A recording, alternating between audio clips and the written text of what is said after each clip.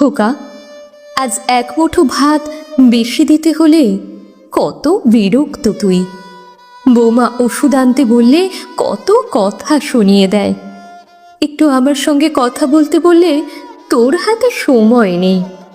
কিন্তু খোকা, তুই যখন ছোট ছিলি, যখন তোর জ্বর আসতো, বাবা দৌড়ে যেত ওষুধ আনতে তোর জন্য। তুই সারা রাত আমার কোলে থাকতে চাইতিস, নিচে নামিয়ে দিলেই কান্না জুড়ে দিতিস।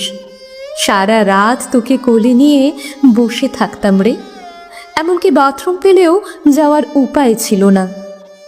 তখন কই আমার তো এত বিরক্ত লাগেনি। আমার বয়স হয়েছে, চোখেও ঠিকঠাক দেখি না, তাই চেয়েও নিজেকে খুব পরিষ্কার রাখতে পারি না। তাই তোর নাকি আমার কাছে আসতে ঘেন্না লাগে। কিন্তু খোকা, আমার মনে আছে তুই যখন বিছানায় পেচ্ছাপ করে দিতিস, যখন আমি তোকে শুকনোতে শুয়ে নিজে ভেজাতে শুয়ে থাকতাম যাতে তোর কষ্ট না হয়। কই তখন তো আমার ঘেন্না লাগেনি। আমার খুব মনে পড়ে জানিস, একবার সবে মাত্র খেতে বসেছি, তুই পায়খানা করে ফেলেছিস। আমি খাওয়া ছেড়ে তোকে সঙ্গে সঙ্গে পরিষ্কার করেছি যাতে তোর কষ্ট না হয়। কই তখন তো আমার ঘেন্না লাগেনি। কিন্তু সময়ের পরিবর্তনে আমার সব কিছু তোর আজ ঘেন্না লাগে, বিরক্ত লাগে। কেন বলতে পারিস? এত কথা শুনে বৃদ্ধার ছেলে সমরেশবাবুর উত্তর হলো, এরকম কাজ সব মা করে থাকে। মা করবে না তো কে করবে? নিজের সন্তানের জন্য সব মা এমন করে থাকে, এ আবার নতুন কি? তাই নাকি খোকা?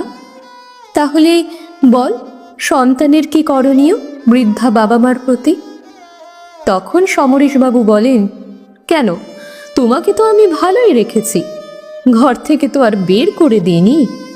কত ছেলে মেয়েকে দেখছি বাবা মাকে বৃদ্ধাশ্রমে রেখে দেয়, রাস্তায় ফেলে দেয়। আমি তো আর সেটা করিনি। তখন বৃদ্ধা হাসতে হাসতে বলেন, আমাকেই বৃদ্ধাশ্রমে পাঠিয়ে দিলে বা রাস্তায় ফেলে দিলে মাস গেলে বাবার পেনশনের টাকাটা তুমি কি করে পাবে? মায়ের মুখে এমন কথা শুনে সমরেশবাবু খানিকটা ঘাবড়ে যান।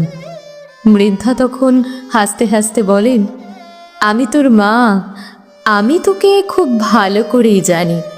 তাই আমি ঠিক করেছি আমার দেখাশোনা করার জন্য একজন লোক রাখবো, যে আমাকে দেখাশোনা করবে, আমার প্রয়োজনীয় জিনিস এনে দেবে, আমার সঙ্গে দুটো কথা বলতে পারবে।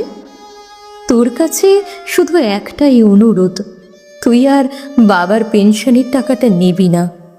ওই টাকা দিয়েই আমি আমার দেখাশোনা করার জন্য একজন লোক রাখবো। সমরেশবাবু এবার খানিকটা নরম সুরে বললেন, দেখো মা, বাবার পেনশনের টাকায় আমার সংসার অনেকটাই চলে। তুমি আমাকে সেই টাকা না দিলে আমার খুব কষ্ট হবে মা। আমি তোমার বৌমাকে বলবো আজ থেকে তোমার ভালো করে দেখাশোনা করতে, আর এবার থেকে তোমার কখন কি লাগবে আমাকে বলবে, আমি তোমাকে টাইমে এনে দেব। ছেলের মুখে এমন কথা শুনে মাও রাজি হয়ে যায়। আসলে মা তো সন্তানের কষ্ট কোনোদিনই দেখতে পারেন না, তাই সন্তানের এই মিষ্টি মিষ্টি কথায় বৃদ্ধা ভুলে গেছেন সব কিছু। আজ বৃদ্ধা বিছানাতে, পরিস্থিতি খুবই খারাপ। ছেলে ভুলে গেছে মাকে দেওয়া কথাগুলো, তবুও মা বিছানায় শুয়ে শুয়ে ঠাকুরের কাছে প্রার্থনা করছে তার সন্তান যেন খুবই ভালো থাকে, কোনো কষ্ট না হয় তার সন্তানের। আসলে মা তো মা এমনই হয়, আজও মায়ের কোনো বিকল্প খুঁজে পাওয়া যায়নি।